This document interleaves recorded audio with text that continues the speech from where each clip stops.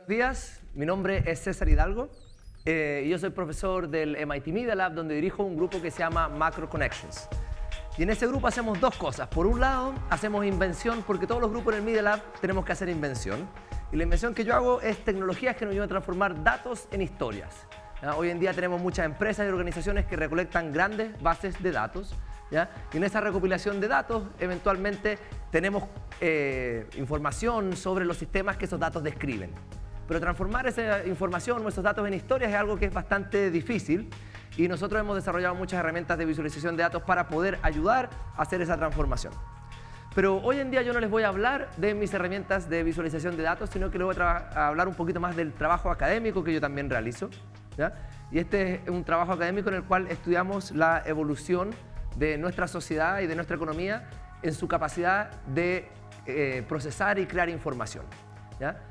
Y esta es un set de ideas que yo describí en mi libro Why Information Grows, que salió publicado el 2 de junio ¿ya? En Estados Unidos y en Inglaterra, y ahora está saliendo en una serie de otros idiomas.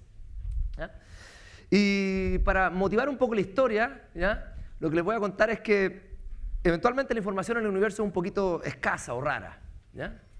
Entonces, ¿cómo les puedo mostrar eso? Y la manera que creo que quizás es más simple mostrar eso es que en el año 2002, un colega de MIT, el profesor Seth Lloyd, se hizo la pregunta: ¿cuánta información cabe en el universo? Imagínate que el universo ahora es un disco duro. Y si el universo es un disco duro, tú te preguntas, bueno, ¿qué tan grande es? ¿Cuántos teras, cuántos gigas yo puedo meter en este disco duro de un tamaño universal? Y él hizo unos cálculos que llega a la conclusión que la capacidad del universo de acumular información es igual a la densidad de materia del universo, la velocidad de la luz a la quinta, la edad del universo a la cuarta, dividido por la constante Planck, todo a la 3/4. Y ustedes se preguntan, ¿pero qué quiere decir eso? ¿Ah? Bueno, afortunadamente nosotros podemos agarrar todos estos números y los podemos transformar en un número total para la cantidad de información que acumula el universo o que podría acumular el universo. Yo estoy pensando que ustedes están acumulando información o data en cada grado de libertad que tiene el universo. Si pueden dar vuelta el spin de cada electrón para poder codificar un bit. ¿Ya? Y si ustedes hacen eso, le da que el universo puede almacenar un total de 10 a la 90 bits. ¿Ya? Pero también es un número que quizás es difícil conceptualizar, porque nosotros pensamos a lo más números que son un poquito más pequeños, ¿no es cierto? 10 a la 12, ¿cachai? O 10 a la 9, 10 a la 9 es 1 billón, 10 a la 12 es 1 trillón, ¿cachai? Y la economía mundial es del orden de los cientos de trillones y ahí más o menos ya paramos, ¿ya? Pero este es 10 a la 90, no es 10 a la 12. ¿Ya? Entonces, quizás una manera más fácil de entender esto es preguntándonos cuánta información nosotros podríamos meter en el planeta Tierra. ¿Ya? Ahora piensa que la Tierra es un disco duro, ¿ya? Y que nosotros podemos usar cada grado de libertad de la materia física que existe en la Tierra para almacenar información. Entonces agarramos la ecuación de Lloyd y calculemos cuánta información podríamos meter en la Tierra. ¿Ya? Y si agarramos la ecuación de Lloyd y la aplicamos a la Tierra, nos da que básicamente en la Tierra podemos almacenar 10 a la 56 bits. ¿Ya? Entonces, por un lado, este es el tamaño del disco duro. Pero por otro lado nos podemos preguntar, bueno, ¿qué tan lleno está el disco duro? ¿Está vacío? ¿Está lleno? ¿Cachai? ¿Se nos está acabando? Porque la gente habla de Big Data, la gente habla de que tenemos un montón de información hoy en día en nuestro planeta. Entonces, es tanta la información que tenemos que estamos básicamente llenando la capacidad de la Tierra de almacenar información. Y si nosotros tomamos ahora otro paper de Martin Hilbert y Priscilla López y nos preguntamos, bueno, ¿cuánta información nosotros podemos almacenar en medios tecnológicos? Encontramos que en total la capacidad que tenemos hoy en día tecnológicamente para almacenar información es del orden de 10 a la 21 bits. Entonces, es una gran diferencia. ¿Qué tan grande es la diferencia? Imagínense por un momento que nosotros no estamos hablando de información y estamos hablando de volumen. ¿Ya? Y pensamos que ahora la capacidad de la Tierra de almacenar información es proporcional a su volumen. ¿Ya? Ahora, ¿cuánto sería el volumen ¿ya? de la información que nosotros hemos acumulado en medios tecnológicos? ¿Ya? Y si el volumen total de la capacidad de la Tierra fuera proporcional al tamaño del planeta, el volumen de la información que hemos acumulado en nuestra historia sería igual a un granito de arena. ¿Ya? Sería igual a un cubo ¿ya? de una 10.000ª de milímetro cúbico. ¿Ya? Entonces, esto nos dice dos cosas. Lo primero que nos dice es que la información es algo que es bastante raro o escaso. ¿Ya? Lo segundo que nos dice ¿ya? es de que lo que tiene que importar en nuestro mundo son los tipos de información que nosotros estamos generando. ¿Ya? Porque si la información hace una cierta diferencia, ¿ya? no es porque nosotros tenemos mucha de ella, sino porque tenemos tipos de información que son bastante especial. ¿Ya? ¿cierto? Porque tenemos un granito de arena en toda la Tierra. ¿Ya? Entonces, ese granito de arena nos ha cambiado todo. ¿Ya? Ese granito de arena es la diferencia, básicamente, entre el mundo de los cavernícolas y el mundo de nosotros. Entonces, tiene que haber algo especial en un aspecto cualitativo de él. Entonces, lo que yo les voy a argumentar es que básicamente nuestro universo y nuestro planeta están hechos de información, y nuestra sociedad y nuestra economía están hechos de información, y la información no es solo la información que nosotros transmitimos en mensajes, sino que nosotros siempre metemos información también en objetos. ¿Ya? Y la razón por la que metemos la información en objetos es distinta por la razón en la que nosotros transmitimos información en mensajes. Y para ejemplificar de mejor manera esta idea de que la información también existe en objetos, les voy a contar una historia. Y esta es una historia que me ocurrió a mí hace un par de años, cuando yo, viviendo en Estados Unidos, me meto en una página chilena y veo una noticia que dice: chileno se compra el auto más caro del mundo. ¿Ya? Y obviamente mi reacción fue: pero ¿quién será este pelotudo? ¿Cachai? Se compró un auto tan caro, ¿qué problema de autoestima tendrá? Pero obviamente después de esa reacción inicial ocurre algo que es un poquito más reflexión. Entonces, bueno, ¿qué auto era? Ah, el auto era un Bugatti Veyron. ¿Cuánto cuesta? Cuesta $2,5 millones. ¿Cuánto cuesta por kilo? ¿Ya? Y por kilo, un Bugatti Veyron cuesta $1,300. Entonces, eso es harto más que un kilo de tomate, ¿no es cierto? ¿Ya? Entonces, hay mucho valor por kilo en este auto, y ese valor tiene que estar metido en alguna parte. Entonces, para entender de dónde viene este valor o cómo este valor está básicamente conectado al orden del universo, ¿ya? Lo que voy a hacer es que los voy a imaginarse por un momento que ustedes se ganaron este auto en la lotería, ¿ya? Y ahora van manejando muy felices porque tienen este auto y ¡pum!, lo revientan contra una muralla. Obviamente salen ilesos porque el auto tiene un muy buen sistema de seguridad, pero la pregunta que yo les voy a hacer es: ahora, ¿cuánto vale ese kilo de Bugatti? Y obviamente ustedes no necesitan un doctorado en economía para saber que el kilo de Bugatti se evaporó en su precio cuando lo estrellaste en contra de la muralla. Okay. Y obviamente me pueden decir: pero es que mira, el kilo de Bugatti era muy caro porque este es un auto de lujo y la gente está tratando de dar una señal, pero el experimento también funciona si ustedes usan un Hyundai Accent. ¿Ya? Entonces, lo que nos está diciendo esto, ¿ya?, es que lo que realmente cambió acá, ¿ya?, cuando cambia el valor del auto, ¿ya?, no fueron los átomos, ¿no es cierto? Porque los átomos antes y después del choque son los mismos. Este no es un choque en un acelerador de partículas. Los átomos son los mismos. Lo que cambió fue la manera en que esos átomos están ordenados. Y eso es información. ¿Ya? Entonces, lo que esto nos ejemplifica es que nuestro mundo y todos los productos que nosotros tenemos están hechos de información. Son bits, ¿ya?, codificados en átomos. ¿Ya? Pero, ¿qué tipo de bits tenemos en este tipo de producto? Entonces, para explicar esto, vamos a comparar manzanas con manzanas. ¿Ya? Entonces, en el lado derecho, ustedes tienen las manzanas que se comen, y en el lado izquierdo tienen las que usan para chequear WhatsApp, su email, Facebook, etc. Y la pregunta que les voy a hacer es: ¿cuál es la real diferencia entre estas dos manzanas? Entre las manzanas que se comen y las manzanas que usan para chequear el email.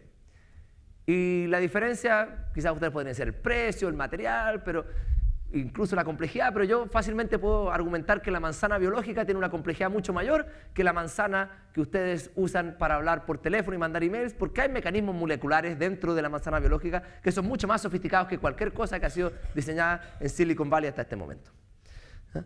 Entonces, ¿cuál es la verdadera diferencia entre estos productos? Y la verdadera diferencia es que la manzana que ustedes comen es un producto que existía en el mundo primero y luego en nuestras cabezas. Habían manzanas antes de que hubieran mercados para las manzanas, nombres para las manzanas o precios para las manzanas. La segunda manzana existió primero en la cabeza de alguien y luego en el mundo. Entonces, nuestro mundo es distinto porque está hecho de imaginación cristalizada. Lo que nosotros hacemos que es distinto a las otras especies es que básicamente nosotros somos la única especie que transformamos lo que nosotros imaginamos en realidad. ¿Ya? Y esto lo hacemos de distintas maneras. Lo hacemos, de hecho, en mi presentación yo me enfoco en cómo lo hacemos para transformar nuestra imaginación en productos que cambian nuestras capacidades, pero incluso lo hacemos cuando nosotros damos lugar a nuestras instituciones. ¿Ya? También están hechas de imaginación. ¿Ya? Entonces, estos procesos, ¿ya?, en los cuales nosotros entendemos que la economía está hecha de imaginación, ¿ya?, y que básicamente la materia que usamos para crear nuestros productos está encarnando son los bits, ¿ya?, que nacieron en la mente de alguien, nos ayuda a reinterpretar procesos económicos importantes. Por ejemplo, cuando vemos el comercio internacional, yo veo los productos que Chile le exporta a Corea, yo veo que Chile le exporta $4.6 billones a Corea, ¿ya?, e importa solo 2.5 billones. Entonces, por un lado, yo tengo una balanza comercial que es absolutamente positiva, ¿no es cierto? Exporto 4.6 billones, importo 2.5 billones. Pero cuando veo qué es lo que exporto, no cuánto exporto, ya veo que Chile exporta átomos y lo que recibe es la manera en que estos átomos están ordenados. Entonces hay un déficit de información o imaginación. Y la pregunta acá entonces es ¿por qué cristalizamos imaginación? ¿Por qué incluimos información en productos? ¿Ya? O sea, ¿cuál es la ventaja de hacer eso? Porque yo no veo ninguna otra especie que se esté dando la lata de fabricar automóviles, aviones, celulares, redes de comunicación inalámbrica, etc. Entonces tiene que haber algún beneficio para nuestra especie, ¿ya?, en lo que es cristalizar imaginación. Y para contestar esa pregunta yo les voy a hacer otra pregunta a ustedes y les voy a pedir que participen, ¿ya? Y la pregunta es, ¿cuántos de ustedes usaron pasta de diente hoy día? ¿Cuántos de ustedes usaron pasta de diente hoy día? Levanten la mano, usaron pasta de diente y déjenla arriba porque les voy a hacer otra pregunta. Entonces ahora mantengan la mano arriba solo si ustedes saben cómo sintetizar fluoruro de sodio. ¿Ya? Todas las manos bajan. ¿Qué es lo que aprendimos con ese ejemplo? Bueno, que cuando ustedes están comprando pasta de dientes no están comprando solamente una pastita en un tubo. Lo que están comprando es acceso a los usos prácticos del conocimiento productivo de una persona que ustedes nunca conocieron, ¿ya? Porque nosotros, como seres humanos, encarnamos información en mensajes y en objetos, pero la razón por la cual encarnamos información en mensajes y en objetos es distinta, ¿ya? Cuando yo encarno la información en un mensaje, ¿ya?, yo estoy comunicando algo, ¿ya? Y esa comunicación eventualmente invita a informar a alguien sobre el estado de un sistema, ¿ya?, y quizás cambiar su comportamiento, ¿ya? Por ejemplo, si digo, oye, mira, tu señora te está engañando, eso obviamente cambia tu comportamiento quizás, ¿ya? ¿Ya? Y es un mensaje, ¿ya? Pero por otro lado, ¿ya?, hay cosas que tú no puedes hacer solo con mensajes y para las que necesitas meter información en producto. Entonces, yo te puedo hablar todo el día de la síntesis de fluoruro de sodio y de triclosan y de cómo esto ocurre en un proceso industrial, y no importa cuánto yo te hable de la síntesis del fluoruro de sodio, no voy a ser capaz de limpiarte los dientes con mis palabras, ¿ya? Yo puedo hablarte todo el día sobre cómo fabricar gasolina desde el petróleo, pero al final esas palabras no van a hacer que tu auto sea capaz de ir de un lugar a otro, ¿ya? Entonces, básicamente nosotros encarnamos información en objetos porque los objetos no son un acto de comunicación, sino que lo que nos ayudan es a transmitir los usos prácticos del conocimiento productivo que nosotros tenemos y aumentan las capacidades de las personas, ¿ya? Te ayudan a hacer cosas que no sería posible hacer si es que esa información no estuviese encarnada en un objeto, ¿ya? Y básicamente esta habilidad de encarnar información en objetos es lo que hace que nuestra vida sea próspera, ¿ya? Si ustedes se imaginan, obviamente, el mundo en el que nosotros vivíamos o que nuestros ancestros vivíamos hace 100.000 años, era un mundo que obviamente tenía los mismos átomos que tenemos hoy en día, ¿ya? Tenía personas que eran quizás básicamente tan inteligentes como somos nosotros ahora, pero lo que no teníamos era todo el conocimiento que nosotros hemos acumulado durante este tiempo y todo obviamente la información que hemos encarnado en los productos, ¿ya?, que hoy en día nos hacen tan prósperos porque nos ayudan a bañarnos con agua caliente en la mañana, nos mantienen calurosos en el invierno, ¿ya?, nos ayudan a transportarnos a grandes distancias y tener redes sociales, ¿ya?, que están mucho más distribuidas, etcétera, etcétera, etcétera, ¿ya? Entonces, ahora, la idea es que básicamente nosotros vivimos en un mundo donde los productos son los que nos dan la prosperidad, es donde subyace la riqueza, ¿ya? Y de cierta manera esto nos hace parecido a las hormigas, ¿ya? ¿Por qué? Porque las hormigas son seres que individualmente son bastante estúpidos. Las hormigas son bien chiquititas y tienen una capacidad de procesar información que no es muy alta, pero cuando trabajan juntas son capaces de hacer cosas espectaculares. Son capaces de resolver problemas de transporte, son capaces de resolver problemas de ventilación, de construcción, etc. Y la pregunta es, ¿cómo las hormigas son capaces de hacer esto? La respuesta es, bueno, mira, las hormigas tienen un truco. Las hormigas tienen la capacidad de cagar información en su ambiente, ¿ya? ¿Ya? Depositan feromonas. Y esa capacidad de depositar feromonas, de cagar información en su ambiente, es lo que le permite a las hormigas eventualmente coordinarse, ¿ya?, y resolver estos problemas de transporte, de construcción y de ventilación que ninguna hormiga individualmente sabe cómo resolver. Entonces, esta habilidad de depositar información en el ambiente. Y nosotros los seres humanos también vivimos de depositar información en el ambiente. Pero tenemos una diferencia importante con las hormigas. Las hormigas depositan información en el ambiente, ¿ya?, que está prescrita por sus genes. Tienen un vocabulario finito, ¿ya? Nosotros depositamos información en el ambiente que viene de nuestra mente. Y esto nos da un vocabulario mucho más amplio que obviamente nos ayuda a generar sociedades que son mucho más complejas que las de las hormigas. Entonces, lo que yo voy a hacer después es explicarle un poco, bueno, cuáles son las cosas que nos dificultan crear estos productos. Porque eventualmente la prosperidad viene de la capacidad de crear productos, ¿ya?, que nos ayudan a tener una vida mucho más cómoda, mucho más ágil, mucho más feliz, ¿ya? Pero crear productos es difícil, ¿Por qué es difícil? ¿Ya? Y para eso les voy a contar otra historia, que es la historia de cuando Pep Guardiola visitó el MIT Media Lab. Entonces, hace unos años me llega un email de Joe Ito, el director del Media Lab, y me dice, oye César, mira, Pep Guardiola va a venir a visitar el Media Lab, ¿podrías organizar una visita? ¿Ya? Entonces, obviamente, yo acepté dichoso porque era una visita que era muy fácil de organizar. Yo le mandé un email a todos los estudiantes, le dije, hey, Pep Guardiola va a venir al Media Lab, ¿alguien quiere presentarle sus demos? ¿Ya? Y como Pep Guardiola en esa época estaba entre trabajo, estaba entre ser el entrenador del Barcelona y el entrenador del Bayern Múnich, muchos estudiantes dijeron, bueno, me encantaría presentarle mi trabajo a esta celebridad del fútbol. ¿Ya? Entonces empezamos a organizar la visita y empiezo a recibir ahora emails de estudiantes de otros departamentos que también querían conocer a Pep Guardiola. Pero la visita tenía que ser en secreto, ¿ya? Porque obviamente no podíamos tuitear, esto era algo así como que él iba a venir como una persona natural, entonces no era algo mediático. Y para resolver este problema yo le digo a los estudiantes, mira, yo no puedo hacer mucho porque yo no tengo mucho control sobre su agenda, ¿ya? Pero lo que sí puedo hacer es que yo les voy a mostrar el Media Lab y cuando nosotros vayamos bajando, ¿ya? Vamos a estar en el atrio, entonces si ustedes están ahí, yo puedo hacer una sesión de preguntas y respuestas. Entonces se llegan ahí, están los estudiantes con su camiseta del Barcelona, sus bufandas, sus cosas, ¿ya? Esperando, ¿ya? Y bajamos con Pep Guardiola y están medio nerviosos, pero eventualmente un estudiante levanta la mano y hace una pregunta y dice, Pep, mira, acá en MIT nosotros estamos muy orgullosos de nuestra robótica, de nuestra ingeniería. Si construimos un equipo de robots, ¿tú vendrías a entrenarlo? Y la respuesta de Pep fue incluso mejor. Él les dijo, mira, lo que es difícil acerca de entrenar un equipo de fútbol no es necesariamente saber cuál es el plan de juego, qué es lo que los jugadores deben hacer. Es ser capaz de inculcar ese plan de juego en una red de jugadores. ¿Ya? Y como en el caso del equipo de fútbol no creo que eso sea una dificultad, voy a rechazar tu oferta. ¿Ya? Entonces, básicamente lo que Pep nos está diciendo es que lo que es difícil en la vida, ¿ya? No es darse cuenta qué es lo que hace falta hacer, sino que generar una red social que tenga la capacidad de hacerlo. ¿Ya? Obviamente todo el mundo sabría que sería espectacular que tu equipo ganara la Champions League, ¿sí? Pero meter el conocimiento motriz necesario en un equipo para que sea capaz de hacerlo es extremadamente difícil. Y la pregunta es, ¿por qué tenemos que meter el conocimiento en el contexto de una red social? ¿No sería más fácil que nosotros viviéramos nuestra vida solo haciendo las cosas por nosotros mismos? ¿Ya? ¿Ya? Porque obviamente hay un costo muy importante en lo que es trabajar con otros. ¿Ya? Si yo les pregunto ahora, mira, levanten la mano si ustedes han trabajado con otra persona. ¿Ya? Y todo el mundo ha trabajado con otra persona, ¿no es cierto? Y ahora dejen la mano arriba si es que han tenido problemas con un compañero de trabajo. ¿Sabes? Y ahora incluso algunos levantaron la mano en la segunda nomás. Claro. Entonces hay un costo, ¿no es cierto?, en trabajar con otras personas. Entonces tiene que haber algo que nos empuja a hacerlo. ¿Ya? Y lo que sucede es que eventualmente la capacidad que las personas nosotros tenemos de procesar información, de computar, es finita. ¿Ya? Nosotros somos un sistema computacional finito, ¿ya? Tenemos un cierto nivel de inputs que podemos tomar al día, una cierta capacidad de procesamiento, un cierto poder de output, y eventualmente la capacidad que nosotros tenemos de aprender, ¿ya? Es algo que se toma un techo bastante rápido. ¿Ya? Y a esta capacidad yo le digo un person byte.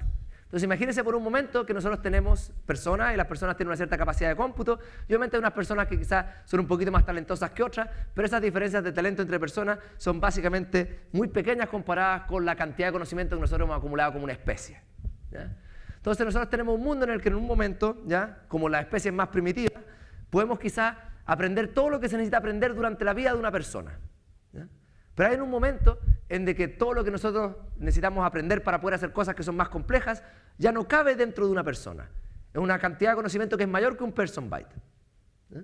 Entonces, por ejemplo, para poder fabricar un avión, ¿ya?, quizás todo el conocimiento que tú necesitas de metalurgia, de aerodinámica, de logística, etcétera, para poder fabricar un avión no te cabe una persona. Entonces, cuando tú ya cruzas este límite, ¿ya?, y acumulas una cantidad de conocimiento que es más grande que el que te cabe una persona, no te queda otra cosa que realizar estas actividades en el contexto de una red de personas.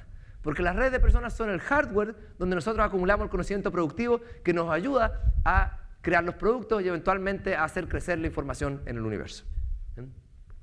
Entonces, lo que esto nos dice es que si nosotros queremos entender por qué crece la información en el universo, y la información, como sabemos, es como esta cremita que existe en una leche de entropía, ¿ya?, tenemos que entender cuáles son los mecanismos que nos limitan la formación de las redes sociales.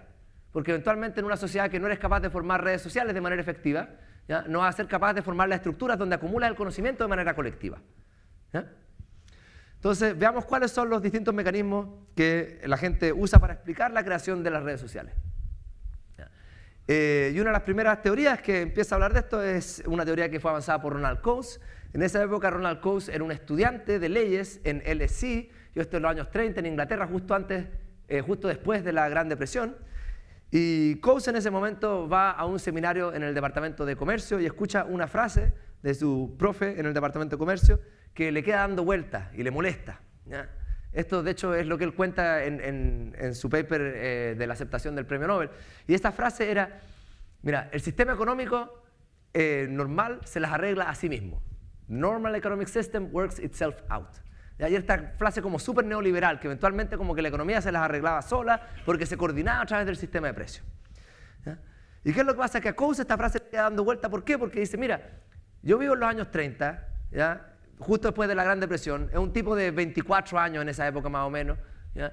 Y él se da cuenta que vive en un mundo en el que básicamente este mercado que le contaban en la clase de economía no era lo que él veía en las calles y en la realidad, ¿ya? Él veía un mundo donde todas las personas trabajaban en organizaciones que eran bastante jerárquicas, y si una persona se cambiaba de un departamento de esa firma a otro departamento, no era porque estaba arbitrando una diferencia de precios entre el departamento de marketing y el departamento de recursos humanos, era porque un jefe le dijo, ahora tú vas a trabajar en recursos humanos, ¿ya? Entonces, el mercado existía, pero el mercado no existía entre las personas, existía entre ciertas entidades que eran islas de poder consciente, que eran jerárquicas y que estaban planificadas, y estas islas son las firmas, ¿ya? Las firmas tienen jerarquía, ¿sí? Y las firmas básicamente no se manejan por un sistema de mercado internamente, ¿ya? Entonces él lo que hace es que se empieza a preguntar, bueno, ¿qué es lo que determina el tamaño de estas células? ¿Ya? ¿Qué es lo que determina el tamaño de estas células? Y la manera en que empieza a pensar esto dice, mira, cuando tú tienes una firma, tú tienes dos opciones. Por un lado, ¿ya? Tú puedes tratar de realizar una actividad de manera interna, y por otro lado puedes tratar de comprarla en el mercado. Si es una actividad que quizás tú no has hecho antes, vas a tener que contratar personas y vas a tener que empezar a hacer crecer la red que tu firma es, contratando a otra gente y generando nuevos vínculos, ¿ya? Si la actividad es una actividad que tú vas a comprar del mercado, vas a tener una transacción comercial con alguien. Y en algún momento el costo de producir las cosas internamente se va a equiparar con el costo de comprar las cosas del mercado. Y en ese momento vas a tener un equilibrio y tu firma va a dejar de crecer, ¿ya? Pero lo que es importante para nosotros en este caso es que la teoría de Coase es el principio de lo que se llama la teoría de transacción de costos, y lo que esta teoría nos dice es que cuando yo tengo una red donde el costo de los vínculos es muy alto, yo puedo tener pocos vínculos y la red va a ser chiquitita. Y en una red donde el costo de los vínculos es muy bajo, voy a poder tener muchos vínculos y la red va a ser muy grande. Entonces, básicamente lo que esto nos dice es que en un mundo donde la probabilidad de que conectemos con otras personas y que tengamos una relación que valga la pena es alta, vamos a poder formar las redes que nosotros necesitamos para poder acumular el conocimiento productivo que necesitamos para poder crear los productos que están hechos de información y hacen que nuestra vida sea más próspera. Entonces, lamentablemente la teoría de Coase está bastante incompleta, y como siempre, una teoría que viene un poco más del lado de la economía está incompleta. Los que se dan cuenta de qué es lo que está incompleta esa teoría son los sociólogos, ¿ya? Entonces, en los años 60, ¿ya? El sociólogo Novetter empieza a estudiar redes sociales de cierta manera porque se empieza a dar cuenta que la manera en que los economistas estaban conceptualizando las redes de personas era una manera que estaba incompleta y que le faltaba básicamente una validación empírica de cómo realmente estas redes se forman. Porque la manera en que los economistas más o menos estaban pensando de la formación de redes en esa época, que era una cosa muy secundaria dentro del contexto de las cosas que le importaron a los economistas, era esta teoría neoinstitucional que empieza con Coase, ¿ya? Y en esta teoría neoinstitucional básicamente tú tienes personas, ¿ya? Las personas tienen ciertos incentivos para hacer cosas, y cuando hay dos personas que tienen como el incentivo quizás de tener una transacción, ellas se van a encontrar por la magia del mercado, que nunca nadie sabe y especifica lo que es, ¿ya? Es mejor que el internet, ¿ya? Y eventualmente se encuentran, tienen esa transacción, y ese vínculo es como un epifenómeno a estos incentivos, ¿ya? Entonces básicamente es como que acá yo sé exactamente todo lo que esta gente en esta sala quizás quisiera, ¿ya? Y la gente sabe quizás lo que yo puedo dar, y eventualmente nosotros nos vamos a conectar con esa magia. Pero lo que dice Granovetter es que en verdad el mundo es absolutamente al revés de eso, ¿ya? Lo que nosotros tenemos es un mundo donde las redes sociales son preexistentes, ¿ya? Porque las personas no nacen en un mercado, nacen en una familia. Y después las personas van a un colegio donde se hacen amigos los compañeros de colegio, no porque tienen una actividad económica con ellos, sino porque básicamente están encerrados en la misma sala todo el día, ¿ya? Y estos son todos mecanismos institucionales, sociológicos, que te ayudan a formar redes sociales. Y una vez que estas redes sociales ya están formadas, ¿ya? Las transacciones comerciales que son posibles son las que son básicamente permitidas dadas estas tuberías. Entonces las tuberías vienen primero y las transacciones vienen después, ¿ya? Y es lo opuesto a lo que decían los economistas, ¿no es cierto? Los economistas decían, mira, los incentivos vienen primero y las tuberías se adaptan a sí mismas, ¿ya? Basadas en estos incentivos. Entonces, obviamente, el Granovetter está remando contra la corriente. Cuando uno rema contra la corriente, ¿qué es lo que tiene que hacer? Tiene que ir a buscar datos, ¿ya? Entonces, ¿qué es lo que hace él? Él hace una encuesta muy grande en el suburbio de Newton, ¿ya? Y trata de averiguar cómo la gente obtiene sus trabajos, ¿ya? Entonces, ¿cómo la gente obtiene trabajo? Bueno, y cuando empieza a ver cómo la gente obtiene trabajo, se da cuenta que la mayoría de la gente obtiene el trabajo de un amigo o de un amigo, ¿ya? Claro, exacto. Que las redes sociales eran fundamentales, ¿ya? Para la obtención de trabajo. ¿Qué tanto era eso? Básicamente él encuentra que 50% de todos los trabajos están asignados por vías que son explicadas por la preexistencia de un vínculo social.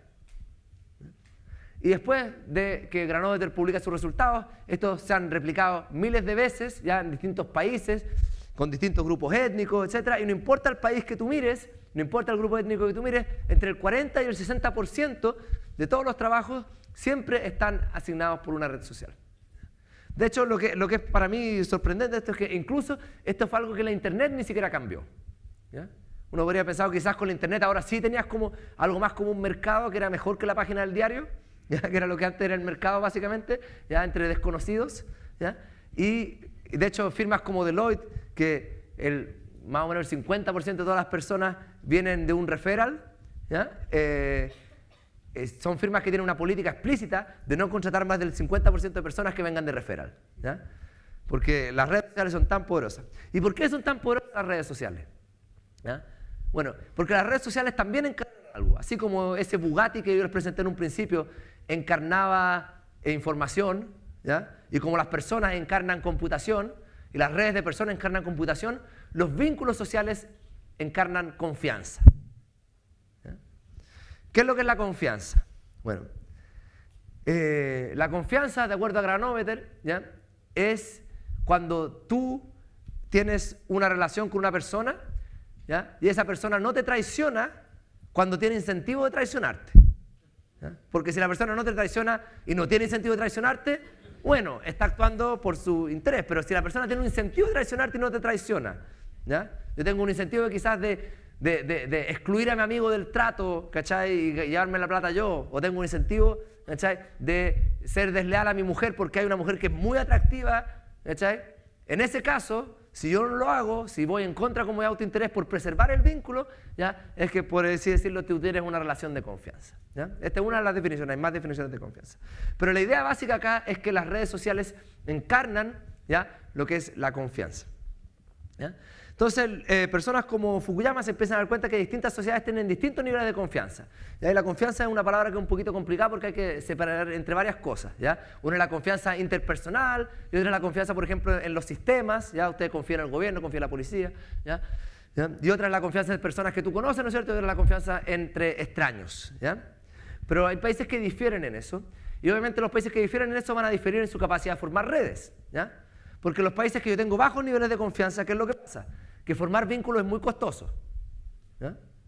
Entonces yo voy a poder tener pocos vínculos y las redes que voy a tener son relativamente pequeñas, ¿ya? En un país que yo tengo poca confianza, obviamente no quiere decir que la gente no tenga vínculos, pero quiere decir que el costo del vínculo es muy alto. Entonces, por ejemplo, si yo estoy en un país que tengo poca confianza y conozco a uno de ustedes y vamos a hacer algo juntos, primero probablemente vamos a tener que ir a comer 10 veces y vamos a tener que conocernos y vamos a tener que conocer a las personas que nos conocen en común y eso es todo un costo que implica que eventualmente yo puedo tener menos vínculos porque tengo que dedicar mucho tiempo a cultivar ese vínculo, ¿ya? Pero en una sociedad donde tengo más niveles de confianza, quizás dos personas interactúan, ¿ya? Y después de conocerse un poco confían en que pueden hacer algo en conjunto, entonces esas personas eventualmente tienen tiempo para poder interactuar con otras y pueden generar redes más grandes, quizás un poquito más superficiales las redes, pero más grandes, ¿ya? Donde pueden eventualmente acumular mayor cantidad de información. Entonces, por un lado tenemos lo que Fukuyama dice son las sociedades familiares, ¿ya? ¿Por qué? Porque cuando tú tienes una sociedad que no tiene confianza, ¿en qué confías? En la familia. ¿Por qué? Porque la familia es el último vínculo que tú puedes cortar, ¿cierto? Mientras más estable el vínculo, más confianza tienes que tener en él, ¿ya? La confianza está encarnada, ¿no es cierto?, en los vínculos sociales. Entonces, cuando tú tienes una sociedad donde no hay confianza, la gente usa el reservorio de confianza que es la familia, ¿ya? Y tiende a hacer negocios con familiares, porque obviamente quizás tu primo es súper leal, tu hermana es súper leal a ti, etc. Pero lamentablemente, las familias son una reserva de confianza, pero no una reserva de talento. Tu primo puede ser muy leal, ¿ya? Pero la probabilidad de que sea más inteligente que el promedio, bueno, hay mucha más gente que no es tu primo. Exacto. Entonces, eventualmente, estas redes que son más pequeñas, que son sesgadas a la familia, van a tender, ¿ya?, a gravitar a industrias más simples. Van a ser solamente exitosas si es que gravitan industrias simples, como, ¿no es cierto?, la agricultura, la minería, el retail. Son industrias que pueden ser administradas por un grupo familiar bastante pequeño, ¿ya? Por otro lado, tenemos las sociedades que están basadas en confianza, ¿ya? Y en esta sociedad las personas forman vínculos con personas que no son de su familia, ¿ya? Y yo no sé si los pitufos son de la misma familia, yo no sé si nadie sabe si los pitufos son de la misma familia, ¿ya? ¿Ya? Pero estas sociedades que tienen altos niveles de confianza van a poder formar redes más grandes con personas que no son familiares y obviamente van a poder de cierta manera arbitrar de mejor manera el talento, van a ser capaces de encontrar personas que tienen capacidades computacionales complementarias para formar estos computadores que pueden procesar mayor información y eventualmente van a poder hacer productos más complejos. Entonces van a gravitar industrias con la industria aeroespacial, en su momento ya no, pero la industria automotriz, ya la industria farmacéutica, electrónico, etc. ¿Ya? Pero lamentablemente no importa, ¿ya?, si es que estamos pensando en la formación de redes sociales en base a la confianza, en base a los costos de transacción, que también pueden tener componentes tecnológicas, dada por, ¿no es cierto?, los costos de transporte, comunicación, etc. O dada la preexistencia de las redes sociales, ¿ya?, lo que vamos a llegar es que tenemos un mundo donde las redes que vamos a formar también tienen un tamaño finito, ¿ya? También están acotadas, ¿ya? No importa si usamos la teoría de Granovetter o de Coase, ¿ya? Y cuando las redes están acotadas, ¿qué es lo que pasa? Que la capacidad computacional que vamos a poder acumular en estos sistemas también está acotada, ¿ya? Entonces vamos a tener un nuevo límite de cuantización que es el límite del firm byte. Así tal como teníamos un person byte, ¿ya?, que era el límite que era la mayor capacidad computacional de un individuo, vamos a tener el firm byte que es la mayor capacidad computacional que podemos almacenar dentro de una empresa, ¿ya? Y lo que nosotros tenemos ahora entonces es un mundo que nosotros hemos acumulado una cantidad de conocimiento productivo que es mucho más alto que el que calza en una empresa. Entonces al final vivimos en un mundo donde las cosas están producidas en el contexto de redes de empresas, ¿ya? Porque cada vez lo que nosotros estamos resolviendo, ¿ya?, es el problema de cómo nosotros podemos encarnar conocimiento y capacidad computacional, ¿ya?, en sistemas que son más grandes, pero que están hechos de unidades que son finitas en sus capacidades, ¿ya? Y esto lo que nos hace es como recuantizar lo que implica tener una sociedad, ¿ya? Entonces pensemos, por ejemplo, en un producto como un computador. Los computadores tienen una marca, ¿ya?, pero estos computadores que tienen una marca obviamente están hechos de un montón de partes que fueron realizadas por empresas que tienen destrezas distintas y capacidades distintas a las que le pusieron la marca en ese computador. Y ese computador es útil, ¿por qué? Porque ustedes lo usen para correr software de aplicaciones, ¿ya? Este software de aplicaciones fue hecho por un grupo de empresas también que fue distinta a la que realizó el computador. Y este software de aplicaciones, ¿para qué lo usan? Muchas veces lo usan para ir a la web, ¿cierto? Y cuando van a la web, van a visitar sitios que no son el sitio de Adobe, ¿no es cierto? O no son el sitio de los manufacturadores de hardware. Son sitios de empresas, ¿ya?, que se han dedicado a hacer sitios web, ¿ya?, y que tienen un set de destrezas distinta a las empresas que fabrican software y a las empresas que fabrican el hardware, ¿ya? Y estos sitios web son económicamente viables porque básicamente están vendiendo avisos a productos que están hechos por otro set de empresas, ¿ya?, que fabrican una inmensidad de cosas. Entonces, eventualmente nosotros vivimos en un mundo donde las redes de empresas ya son tan grandes que podemos procesar información a una capacidad que es mucho mayor que la que nunca hubiéramos sido capaces de procesar en la historia. Entonces, lo que vamos a decir para concluir esta parte es que Pep Guardiola tenía razón, ¿ya? Lo que realmente hace difícil hacer cosas, ¿ya?, en nuestra sociedad no es darse cuenta qué es lo que hace falta hacer, sino que ser capaz de acumular la capacidad para hacerlo en el contexto de una red de personas. Y lo que voy a hacer en la siguiente parte es validar estas ideas, mostrándoles 6 hechos distintos, ¿ya?, con data de comercio internacional y con data de producción cultural global. Pero para poder hacer eso, tengo que primero hacer una distinción. Aquí es la distinción entre genotipo y fenotipo, que vamos a usar para poder entender algunas de las gráficas que les voy a mostrar después. Entonces, el genotipo es la información hereditaria que está codificada en tus genes. El fenotipo son las cosas que son observables de un organismo, su altura o si este organismo quizás padece de una enfermedad. Pero medir los genotipos es bastante difícil, ¿ya? Y obviamente se está haciendo más fácil a medida que podemos secuenciar, pero medir los genotipos, darse cuenta de qué gen está asociado a qué fenotipo, es algo que es bastante difícil, ¿ya? Y muchas veces nosotros quizás pudiéramos tratar de adivinar ese genotipo quizás usando información sobre el fenotipo. Entonces, por ejemplo, pensemos en la altura, ¿ya? Las personas difieren en altura, la altura ciertamente tiene una componente hereditaria, pero la componente hereditaria de la altura no está codificada en un solo gen, de hecho es bastante compleja, es poligénica, ¿ya? Entonces, si queremos saber si una persona tiene los genes que codifican para la altura, ¿ya? O que lo predisponen a ser más alto, ¿ya? Una ruta sería tratar de identificar cuáles son estos genes, o otra ruta sería hacer, bueno, pero si es que una de estas personas es LeBron James y la otra persona es Danny DeVito, probablemente Danny DeVito no tiene los genes, ¿ya? Que codifican por la altura y LeBron James sí los tiene. De la misma manera, cuando nosotros miramos los países y miramos las economías, ¿ya? Nos podemos preguntar, bueno, ¿cuáles son los países que tienen conocimiento acumulado en redes de personas que son capaces de hacer cierto tipo de cosas, ¿ya? Y lo básicamente que nos interesa es ese conocimiento que está acumulado en redes de personas. Pero ese puede ser muy difícil de medir. Lo que es más fácil de medir son las cosas que estos grupos de personas hacen. Entonces quizás yo no sé, ¿ya? Si es que en un país la gente tiene conocimiento, ¿ya? Realmente para poder fabricar cosas que requieren ingeniería mecánica, pero si ese es un país que fabrica motocicletas y fabrica motores de barco y fabrica muchas cosas que son intensivas en conocimiento de ingeniería mecánica, probablemente puedo inferir que en ese país existen redes de personas que saben de ingeniería mecánica, ¿ya? Entonces, en este caso yo puedo mirar al fenotipo para hacer inferencias sobre el genotipo, ¿ya? Y lo que yo voy a hacer a continuación es mirar a distintos fenotipos, ¿ya?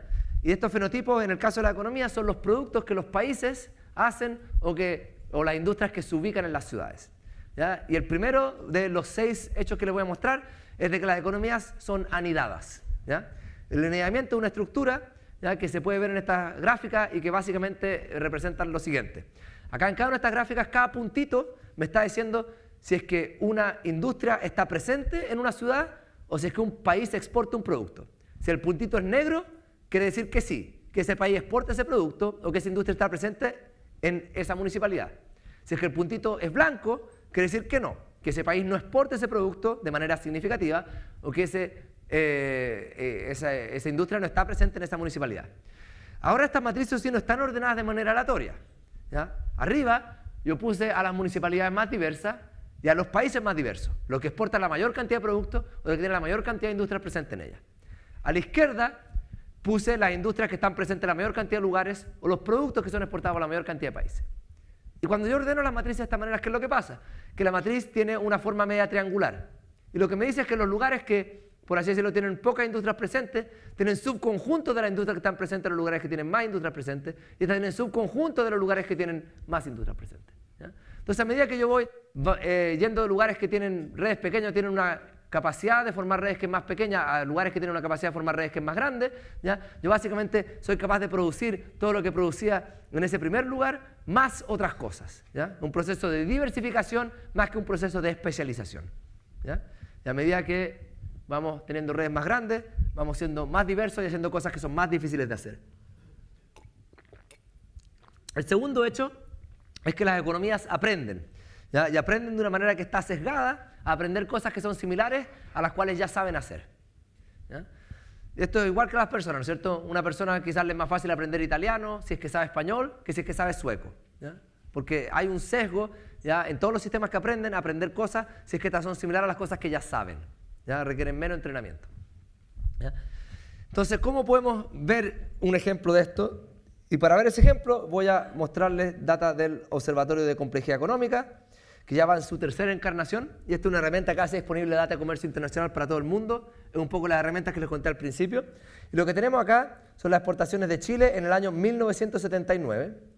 Y aquí cada puntito representa un producto, y los vínculos conectan los productos que tienen una gran probabilidad de ser coexportados. Entonces yo sé que el pescado fresco es similar al pescado congelado, porque los países que exportan pescado congelado tienen una gran probabilidad de exportar pescado fresco.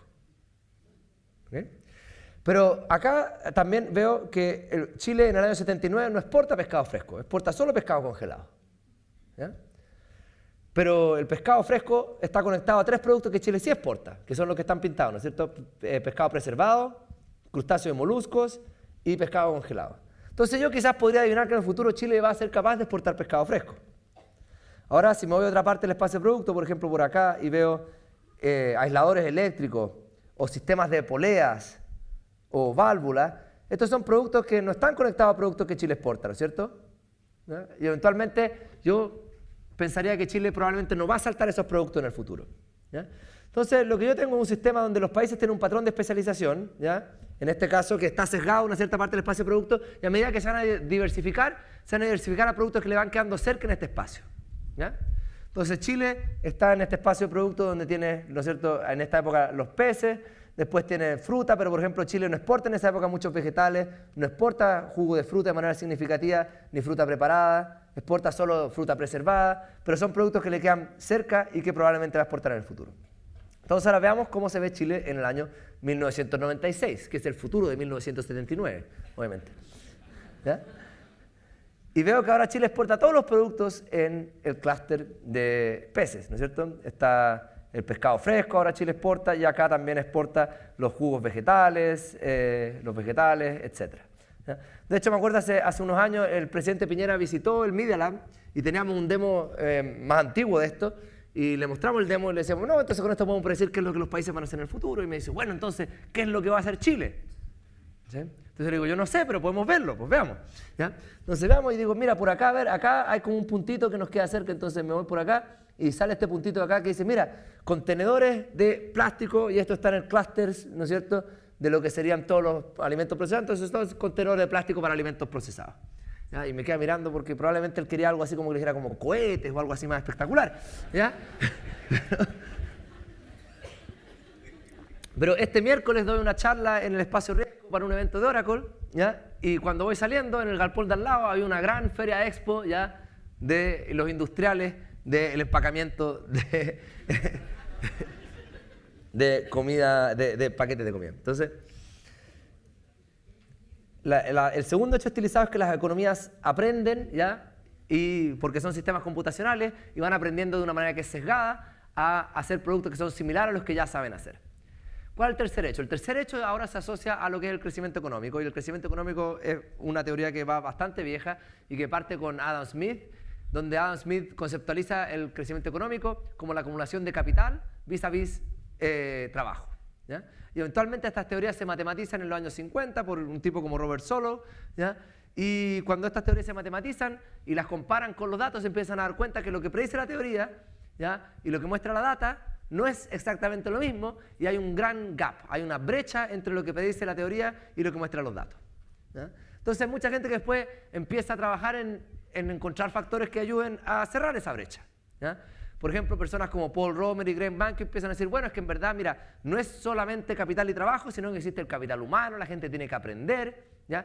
Y ese aprendizaje eventualmente es un factor que tenemos que incluir, y cuando lo incluyen, encuentran econométricamente también que sí, ayuda a explicar parte de la brecha que no era explicada por la acumulación de capital, ¿ya? Pero después la gente dice, bueno, pero es que tú puedes tener una sociedad que son todos inteligentes, pero quizás son todos muy pesados, no se conectan bien entre ellos, entonces tú tienes que tener capital social, ¿no es cierto? ¿Ya? Y eventualmente la gente encuentra que sí, el capital social ayuda a explicar algo de la brecha que no había sido explicada por el modelo de Solow o por los niveles de escolaridad. ¿Ya? Pero reinterpretemos ahora todas estas ideas en el contexto del lenguaje que yo les he introducido hoy en día. Y acá tenemos dos firmas, nosotros sabemos que, por ejemplo, las firmas pueden intercambiar productos, estos son cristales de imaginación que aumentan las capacidades de la persona, o podemos pensar en ellos como capital físico, ¿ya? Por otro lado tenemos capital humano, ¿ya?, que es la capacidad que tienen los individuos de hacer cosas, ¿ya? Tenemos capital social, ¿ya?, que es la capacidad de los individuos de conectar. Pero lo que nos hace falta acá no es, ¿ya?, el capital físico, ni el capital social, ni el capital humano. Lo que nos falta de este dibujo es el conocimiento y la computación que nosotros acumulamos en el sistema por completo, no a nivel individual y no en los vínculos. Y eso es lo que yo llamo complejidad económica. Esa es la capacidad de la sociedad de computar, ¿cierto? Porque al final de lo que se trata esto es una teoría donde la sociedad es un computador que es muy limitado porque está hecho de unidades que tienen una capacidad computacional finita, y tiene que distribuir esta capacidad computacional, ¿ya?, en redes sociales y profesionales, ¿ya? Y eventualmente, si es que es eficiente en repartiendo esta capacidad computacional y acumulando, obviamente, poder de cómputo en estas redes, va a ser capaz de hacer productos que van a ser más sofisticados y le van a ser capaces de dar un mayor nivel de ingreso. Entonces, lo que yo hice en el año 2008-2009 fue inventar una fórmula que me ayudaba a calcular la capacidad computacional de una economía basada en el mix de productos que esta economía hace. En breve, la fórmula es una fórmula de autovectores, pero lo que se basa es en la idea que si una economía es muy diversa, probablemente tiene una capacidad computacional más alta, ¿ya? Si un producto es un producto que todos los países hacen, probablemente requiere una capacidad computacional más baja, ¿ya? Y si uno toma información sobre qué tan diversas son las economías y qué tan comunes son los productos, uno eventualmente puede hacer un indicador que te dice qué tan buena es esta economía como para computar, como para hacer cosas. Y acá en el eje X, tú tienes la complejidad de una economía y el nivel de ingreso, ¿ya? Y tú ves que las economías que tienen una complejidad más alta, ¿ya?, tienden a ser más ricas, las que tienen una complejidad más baja tienden a ser más pobres. Pero la relación no es perfecta, ¿cierto? Entonces hay economías, por ejemplo, acá como la economía de India y China, que tienen una capacidad computacional que es relativamente alta, dada su nivel de ingreso. India y China en este año son comparables a Colombia, Panamá y Grecia. Este es para el año 85, ¿ya? Pero bueno, si tienen la capacidad de hacer las cosas que se hacen en Colombia, Panamá y Grecia, Venezuela y Argentina, y ganan tan poco, probablemente van a crecer. Otros países como Grecia, Saudi Arabia, Oman, Australia, son países que tienen un ingreso que está muy alto, dado lo que son capaces de hacer, entonces quizás van a tener problemas creciendo. Y si uno ve a largo plazo, ahora si es que este gap entre tu capacidad de hacer y cuánto estás ganando, ¿ya?, predice el crecimiento futuro, y encontramos que predice el crecimiento futuro de una manera muy precisa, ¿ya? Entonces yo tomo ahora este índice de complejidad económica y veo como qué tan mala está la predicción entre el ingreso per cápita y la complejidad económica, con eso predijo el crecimiento futuro. Entonces, por ejemplo, un país como China, ¿no es cierto?, es un país que tenía un gap muy grande y crece bastante rápido. Singapur, Turquía, Israel, etcétera, son países que crecieron rápido durante ese periodo porque tienen un gran gap, ¿ya? Otros países como Ruanda, Camerún, Laos, son países que eran pobres, pero no tenían una capacidad computacional que justificara un incremento en su nivel de ingresos, entonces son países que básicamente no crecieron, incluso en este caso tuvieron un crecimiento negativo, ¿ya?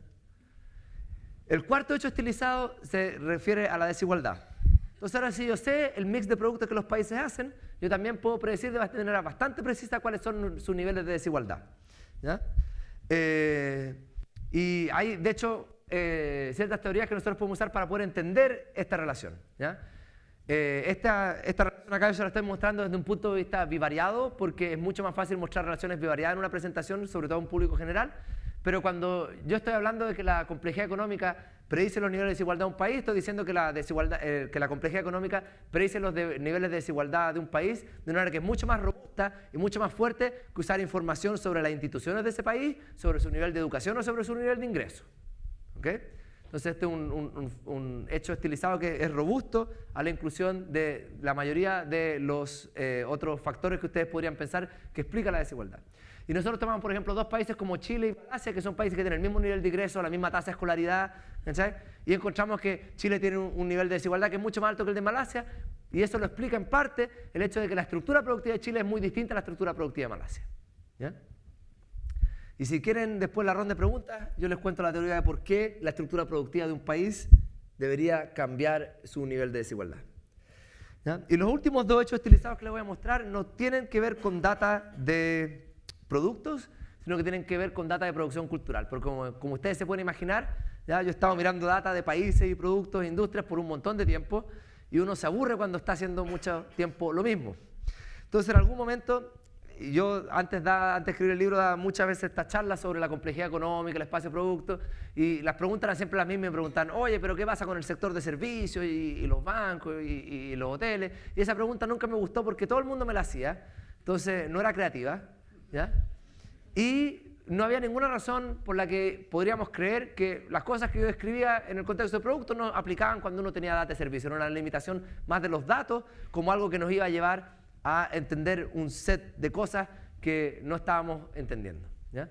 Entonces lo que yo hice es que un día me di cuenta que había una pregunta que nadie me había hecho. Todos me preguntaban, oye, pero ¿y los bancos y los hoteles? Pero nadie me preguntaba, oye, ¿y Elvis Presley y Miles Davis? ¿Ya? Y me doy cuenta que los países, en verdad, bueno, no solo producen información, ¿no es cierto?, en productos, sino que producen información cultural, ¿ya? Y esta también la exportan, ¿ya? hay exportaciones culturales que los países producen, entonces empezamos a recolectar data de las exportaciones culturales del mundo. Y obviamente es una data que era difícil de acumular porque no existía ningún otro dataset, no era como la data de comercio que cruza aduana, pero que estaba expresada ahora que teníamos la web, ¿ya? En una plataforma que es la Wikipedia, y lo que nosotros hacemos es que tomamos la Wikipedia y tomamos todos los idiomas de la Wikipedia. La Wikipedia existe en 280 idiomas hoy en día más o menos, ¿ya? Y de esos 280 idiomas vemos todas las biografías de las personas que tienen presencia en más de 25. Y en toda la historia de la humanidad, ¿ya? Hemos sido capaces de producir 11.334 personas que tienen presencia en más de 25 idiomas en la Wikipedia, de acuerdo a mayo del 2013, que fue cuando recolectamos los datos. Entonces, eso es como la cremita de la historia, ¿ya? Cultural de la Tierra, esas 11.334 personas. Entonces, lo que nos empezamos a dar cuenta es que lo que teníamos acá eran preguntas mucho más interesantes que no eran sobre las diferencias, ¿ya? De producción cultural entre países, a pesar que nosotros sí encontramos esas diferencias en la data, sino que eran los cambios, ¿ya? De la producción cultural en grandes escalas de tiempo, ¿ya? Entonces, acá lo que yo tengo es dos gráficos que ejemplifican lo mismo, pero con distintos datasets. El primero, el Pantheon Dataset, que es el dataset que nosotros creamos. El segundo, el Human Accomplishment, un dataset más chiquitito. Son solo 4.000 biografías, ¿ya? Que están presentes en enciclopedias de 6 idiomas distintos, ¿ya? Y son solo personas de las artes y las ciencias. No incluyen personas de líderes políticos, líderes religiosos, etc., ¿ya? Pero lo que nosotros acá estamos viendo es como cuál es la probabilidad en cada uno de estos datasets de que nazca una persona globalmente famosa. ¿Cuál es la probabilidad de que este año vayan a nacer un Alexis Sánchez, un Aristóteles, un Miguel Ángel, ¿ya? Un Jesús, etc.? Y esa probabilidad es bien baja, excepto que si tú ves la estrella de Nazaret, probablemente lo dice. No, pero la probabilidad es bien baja, y si tú la mides en Pantheon te da como 4 nacimientos por billón de personas por año, ¿ya? Y ese número se mantiene constante por 2.000 años, ¿ya? Como una tasa per cápita, hasta que se inventa la imprenta. Y eso tú también lo ves en Human Accomplishment, la tasa es distinta porque el dataset tiene menos biografía, pero la tasa lo que encuentras también es constante, y cuando se inventa la imprenta ese número salta y se mantiene constante por otros 300 años hasta que empiezan a aparecer nuevos formatos de publicación, empiezan a aparecer las revistas, los diarios, se mecaniza la imprenta, aparecen los cafés, y ahí empieza a crecer ya nuestra capacidad de generar información y nuestra memoria colectiva cambia. Pero esto a mí fue súper sorprendente porque yo cuando le dije a mi estudiante, oye, ya, te hemos recolectado las datas, búscate data de la población del mundo, agarra, ¿cachai?, el número de personas que nosotros tenemos en cada año, divide la población del mundo y tráeme este gráfico. Yo pensé que me iba a salir algo así como creciente, ¿ya? Que mientras más pasaba el tiempo, mientras más reciente era la época, ¿cachai?, ¿no es cierto?, había una probabilidad más alta de que recordáramos a alguien de ese periodo. No esperé que íbamos a tener algo que iba a tener estas escalas más o menos discretas, ¿ya? Y esta escala discreta básicamente lo que nos dice es que nuestra capacidad de recopilar información está básicamente acotada en términos per cápita mientras no cambiamos la tecnología que usamos para acumularla, ¿ya? Pero lo que es interesante, y este es el último hecho que les voy a mostrar, el sexto hecho, es que cuando cambian los medios de comunicación, no solo cambia qué tanto somos capaces de recordar, sino que cambia qué recordamos, ¿ya? Entonces, ahora les voy a mostrar otro demo del sitio web de Pantheon, ¿ya? Acá tenemos las exportaciones culturales de Chile, ¿ya? Si se habían preguntado, ahí está Zamorano, Salas, el Chino Río también, ¿ya? ¿Ya? Y lo que vamos a ver ahora es cómo cambian las exportaciones culturales del mundo, ¿ya?, cuando vemos estos distintos tiempos, eras tecnológicas. Y acá tenemos las exportaciones culturales del mundo para la época antes de la invención de la imprenta. Y vemos que son básicamente figuras políticas y figuras religiosas, ¿ya? Tenemos muy pocos científicos, ¿ya? Tenemos algunos matemáticos de la Grecia antigua y de los árabes. Tenemos muy pocos pintores, y si fijan los pintores acá, la resolución es media baja, pero la mayoría de los pintores son pintores que nacieron como 50, 60 años antes de la imprenta, es decir, que son pintores que justo casi ya alcanzan a llegar a la época de la imprenta, ¿ya?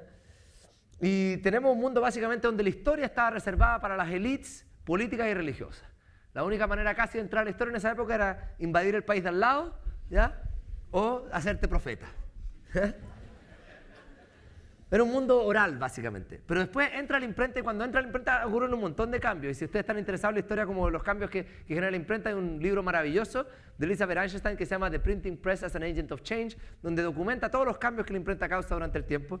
También esto está, ¿no es cierto?, en Marshall McLuhan, The Medium is the Message, aunque ahí no hay tanta recopilación histórica, sino que es más como especulaciones filosóficas, ¿ya? Y lo que podemos ver es cómo cambió ahora el contenido de nuestra memoria colectiva cuando se introduce la imprenta, pero antes de que se introduzca el film y la radio. Y lo que vemos es que ahora la matriz de exportaciones culturales es absolutamente distinta. Ahora tenemos muchas ciencias, ¿no es cierto? Tenemos físicos, biólogos, matemáticos, químicos, físicos. Tenemos también muchos escritores. No es coincidencia de que todos los idiomas tienen su escritor más famoso, ¿ya? Todos los idiomas, de hecho, los occidentales tienen sus escritores más famosos después de la invención de la imprenta. Y después las artes tienes pintores y tienes compositores. Las figuras religiosas ahora son 3%, antes eran como 24, 25%. ¿Ya? Pero la gracia es que la invención de la imprenta no fue el último cambio en nuestras tecnologías de comunicación. ¿Ya? Después tenemos la introducción del film y el radio. Y cuando se introduce el film y el radio, la composición de la memoria colectiva cambia nuevamente. ¿Qué es lo que tenemos ahora?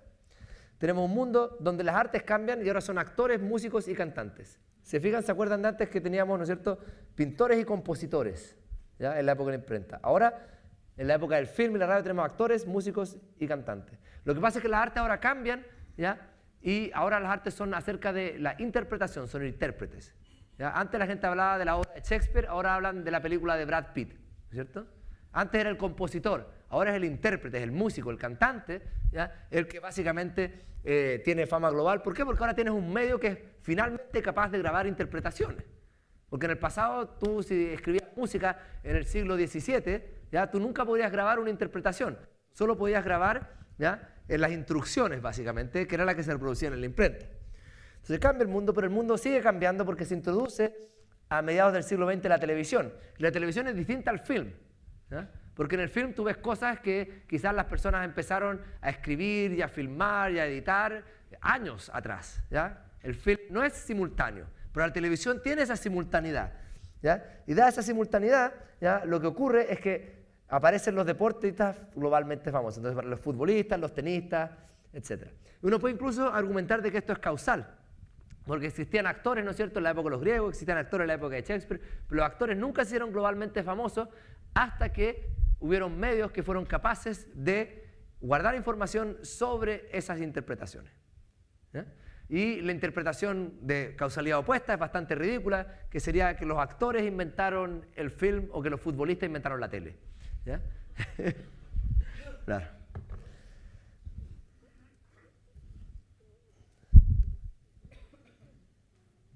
Entonces, quizás con eso yo quisiera concluir, ¿ya?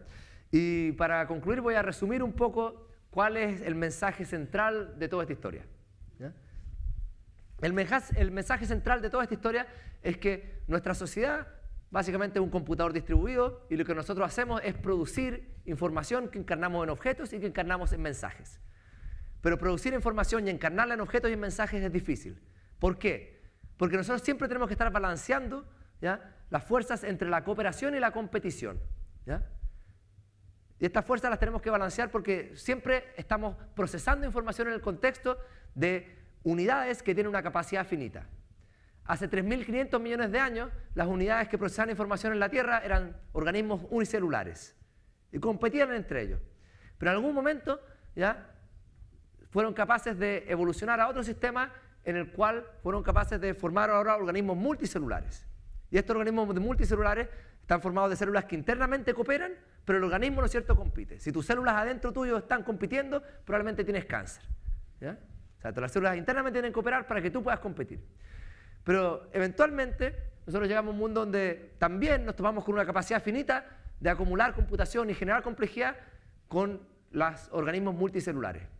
Y a lo que eso nos ha empujado es que tenemos que descubrir el mismo truco que las células descubrieron hace miles de millones de años, ¿ya?, que el truco de poder ahora renormalizarlos en estructuras sociales que cooperan internamente para poder competir en una mayor escala, ¿ya? Y con eso pasamos de las personas, ¿ya?, a los equipos, de los equipos a las firmas y a las firmas a las redes de firmas.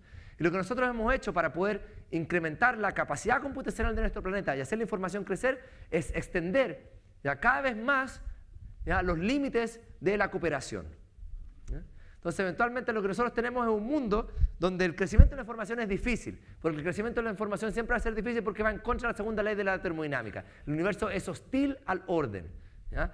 Pero nosotros podemos ser capaces de combatir esa hostilidad del universo al orden y derrotarla, ¿ya?, siempre que creamos unidades y estas unidades computan de una manera siempre más colectiva. Y con eso quisiera agradecerles mucho por su atención y su tiempo y estaría feliz de tomar sus preguntas.